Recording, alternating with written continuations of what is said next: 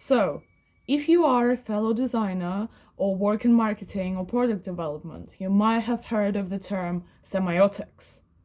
But have you ever heard about the term psychosemiotics? Because, as it appears, not that many people have. And no, not psychosomatics, but psychosemiotics, which are kind of interrelated in a sense because they have developed in a similar way, but they're two completely different studies. And there's not much information online about psychosemiotics, which I find to be very, very unfortunate because it is so useful when you apply it in fields outside of just design or product development or marketing once again. So in this video, I wanted to contribute to the discussion about semiotics with a bit more information about what are psychosemiotics, where they stem from, and how you can use to leverage them in your own daily life to actually improve your own mental health and daily experience. So if we just travel back in time a little bit to Ferdinand de Saussure, who is a Swiss linguist, defining the sign as the whole that results from the association of the signifier with the signified, where the signifier is the sound or the image that is being signified, so given a concept. And this idea was further picked up by Charles Sanders Peirce, an American philosopher who explored the relationship between the object, the representamen, and the interpretant. So the above sort of laid down the groundwork for the idea of semiotics. And later, psychosemiotics developed as the study of how humans interpret and understand signs. So, in general, representation is understood in 7 main sign ways: linguistic, musical, logical mathematical, spatial, bodily kinesthetic, social personal, and naturalistic. And 2 main features tend to be emphasized: features and emotions being at the heart of developing and understanding and interpreting signs, and the whole study being understood as a developmental and psychological phenomenon that operates within biological possibilities and restraints. So, in general, signs and meaning begin in feeling or perceiving the temporal, spatial, or relational facets of an experience. So another source that influenced Peirce's theory was Jakob von Uexküll, a German biologist who works in the fields of muscular physiology and animal developmental studies. And he made great contributions to the cybernetics of life, including his conceptualization of the notion of Umwelt, which in a sense means the self-centered world. So not just the external world, but the external world in the interpretation of a particular individual. So Jacob's writings were used as the basis for Peirce's proposition that the sign waves represent 2 basic classes of elementary sign processes in living beings: organizing signs and signs of content in context. So now, to take all of that and put it into simple terms, semiotics allows us to understand how humans have developed to interpret and perceive certain signs in a certain way and assign them meaning based on their circumstances and prior conditioning. So to understand this a bit better, let's take some basics we all know. So humans tend to recognize 3 key shapes, aside from obviously the point and the line. The shapes being the triangle, the square, and the circle. So this particular perception likely evolved as a useful means for us as biological creatures to interact with our external environment in order to preserve ourselves and continue on the species. So across our evolution, we have experienced that, for example, if something is in the shape of a triangle, then it has a point, and a point can sting. It can give you a little ouchie, and that hurts. So the human brain associates triangular shapes with either something sharp, something dangerous, or it can also signify movement and direction. Then to contrast that, obviously something round doesn't hurt, but it is also not stable. So something round could be signifying something soft, something more gentle than the triangle, but at the same time you can't usually balance something that is shaped like a circle, as well as, for example, something rectangular, because it just doesn't have stable sides. So a circle ended up signifying kind of wholeness, softness, and completion, whereas rectangular shape signifies stability, security, and so on and so forth. And then we also happen to evolve cones containing photopigments in our eyes, which recognize three main colors: red, green, and blue. And over time, as we evolved, once again, we learned that, for example, if something reflects the color of red, which we only perceive as red, and in reality is actually, funnily enough, literally every other color aside from red, if I remember the theory correctly. But anyway, so if something reflects the color red to those cones, then it can likely be dangerous, like a fire, or it can be poisonous, like some poisonous fruit, while something green can be nourishing food, plants, trees, everything of the sort. And we grew to have associations to these colors as well as the combinations of them. And in this way, we started assigning certain feelings and emotions to particular external stimuli, whether it is visual in the examples that I have given above, or once again, mathematical, linguistic, so in sound, in texture, in pretty much any way that we can perceive the external world in a way that evokes a certain response or feeling within us. So you can go in a bit more detail reading about this topic in the blog post that I made. I'm going to link it down below in the description. But how is this actually useful? Obviously, there's once again a lot of information online about how this can be used for marketing, advertising, or product design. But I want to once again touch on how you can leverage it for your own personal daily life. So in the simplest sense, we can use this to evoke particular moods or feelings within ourselves or the people who surround us. So as you may notice, I'm currently wearing yellow. Yellow being associated with happiness, joy, sunshine, all of those lovely, lovely, pleasant feelings. And even though you don't know me, just because I'm wearing yellow, if you were to see me on the street, chances are you would think that I am a slightly happier and more uplifting individual to be around.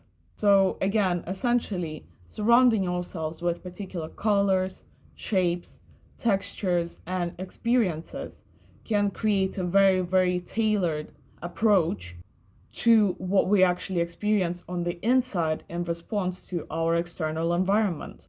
So the same principle can be applied to music as well, because obviously we describe music as sad, happy, uplifting, angry music, so on and so forth for a reason. So if over a long period of time you listen to a particular kind of music that tends to have attributes of being sad or aggressive or lustful, those feelings are essentially going to repetitively be evoked inside of your mind, inside of your internal experience, thus making you perceive the outside world to mainly be made up of stimuli that you associate with those particular feelings, which happen to be evoked inside of you as you listen to that music. You can try to even make an experiment on yourself and really, really try to attune to how you feel throughout the day when, let's say, you're wearing something restrictive like denim or leather, and really try to feel your feelings and your body in that day. And then to contrast that on a different day, wear cotton or silk and really attempt to tune in to how you experience the outside world on that day, because chances are it has something to do with the clothes that you're wearing, with the way that they make you feel. So obviously in denim you will feel more restricted, so you will likely be more in control of yourself perhaps, while in something in cotton or silk it's going to feel lovely, soft, pleasant, therefore making your whole day flow perhaps more smoothly or more pleasantly. So in this way, once again, not only can you design products, but you can design your whole life experience every single day if you approach this methodology with consciousness to attune and trick and manipulate your own mind to have a very, very particular and desired perception of your daily life. So, for example, let's say you have a stressful day ahead where you have to talk to a lot of people, and you know that you tend to get nervous and very uncomfortable, especially public speaking or networking with big groups of people. So, in order to ease your own experience and trick your own brain into being more comfortable on that occasion and getting less stressed, what you could do is wear softer clothing, wear clothes and have objects around you that have soft, neutral, or tuned down colors. Listen to relaxing music, and prior to the actual super stressful event on that day, try to only surround yourself with people and situations that tend to calm you down, that tend to really ground you. Or instead, let's say that the weather reports promise that it is going to be a rainy day, and you know that you get really, really affected by weather. So, in order to not get down on the day that the rain is promised, you might as well wear something in bright, colorful, lovely patterns. Surround yourself with objects that have a funky, fun texture and listen to uplifting music. So, in that way, although your external situation, your external context might not be precisely desired, and you might not be able to tailor fit it to your own desires and needs all of the time, what you can do is control the very little environment that you have, which is your own self, your clothes, and the objects that you possess. And this is also why all of these crystals and objects used for different spiritual rituals are said to possess a particular energy or evoke a particular energy. Because over time, humans have noticed and evolved to associate particular colors, shapes, and objects with particular feelings, sensations, and experiences. So, especially if your genetics and your ancestry resonates with the kind of culture in which all of these crystals were assigned all of those meanings, or all of that symbolism and ritualistic attributes were assigned all of those meanings. So, if your ancestors at some point were likely to use those objects and symbols, chances are they will work on you as well, and will also allow you to leverage those things to trick your own mind into functioning in a particular way. And now I'm going to make a statement that you can feel free to disagree with me about, because your own beliefs are your own choice and your own context and background. But as somebody who believes that most of humanity has kind of evolved in tune with each other, especially the initial millennia of the evolution of Homo sapiens, were all spent in pretty likely similar conditions. Therefore, most of the evolutionary reactions that we have developed and the associations to the signs and the meanings that we associate to particular stimuli are all similar in our basic biology. Therefore, it doesn't even really matter what your individual ancestry is in terms of country or continent. Chances are most things are going to be applicable to you. So that is also why I fully believe in the more global and international approach, and I feel that more people should be trying more foreign traditions and cultures, because from what I have observed, there are certain rituals, once again, and meanings and signs and significations that some countries have noted down and paid particular attention to while others haven't. And so, by studying the different cultures from your own ancestry and from your own context, can actually give you even more of an insight as to how you can improve your experience through leveraging all of these signs, signals, and traditions. Because to be honest, you can even apply this to healing. So, once again, yes, of course, a lot of the traditional and alternative healing is the placebo effect, some could argue. However, that still doesn't cancel the efficiency and the effectiveness of the actual placebo effect. So therefore, I do not see a reason why not to leverage that same placebo effect and make the most of it by getting the most knowledge of what placebo effects have been discovered all over the world. So I just want to encourage to participate in different rituals, in different traditions, in different shamanic beliefs, explore a variety of religions, of spiritualities, explore all of the psychological and philosophical studies that exist out there, and really just get to the core of understanding how did those things come to be. So once again, to really make the best of all of this information, just every time you encounter something, every time you encounter a particular sign or signifier, especially from a different context than your own, really question, how did this evolve to be that way? What could have been the experience that led to humans, or humans in this particular context, perceiving this particular situation that way, and then leverage that to once again tailor fit your own experience by surrounding yourself and making your whole self about the particular signs and signals that evoke the feelings and the meanings that you desire to experience.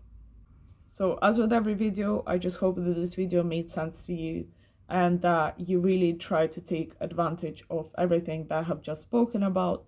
And once again, look a bit deeper into the topic. I may be posting a bit more about this, may not. I may link it to other things or mention it in the next video. So just stay tuned. And once again, look at the blog post in the description, or go to the Facebook page or the Twitter or whatever you use. And aside from that, just have a good day. And once again, tailor fit your life to be exactly what you want it to be like. Bye bye.